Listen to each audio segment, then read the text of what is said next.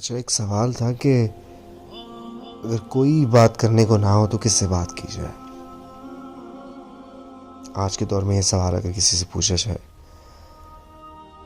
تو اکثر جواب ملتا ہے کہ یار کوئی قابل اعتماد ملتا ہی نہیں ہے جس سے اپنے اندر کی باتیں شیئر کی جائیں، جس کو اپنے اندر کے معاملات بتائے جائیں۔ اللہ ہے، اللہ سے باتیں کر سکتے ہیں آپ اللہ سے شیئر کر سکتے ہیں، ہر بات اس سے شیئر کر سکتے ہیں۔ آپ گیلی مٹی پہ سجدہ کر سکتے ہیں، آپ سادہ مٹی فرش پہ سجدہ کر سکتے ہیں، آپ ہاتھ اٹھا کے دعا کر سکتے ہیں، اللہ سے بات کر سکتے ہیں۔ تو بات کرنے والا ہمیشہ ہوتا ہے، جب کوئی نہیں ہوتا وہ تو ہوتا ہی ہے۔ تو جب کوئی نہ ہو، اللہ سے باتیں کریں، اپنے اندر کی باتیں باہر نکالیں۔ جو لوگ خاموش رہتے ہیں نا، وہ ان کے لیے بڑا مشکل ہوتا ہے کسی سے شیئر کرنا۔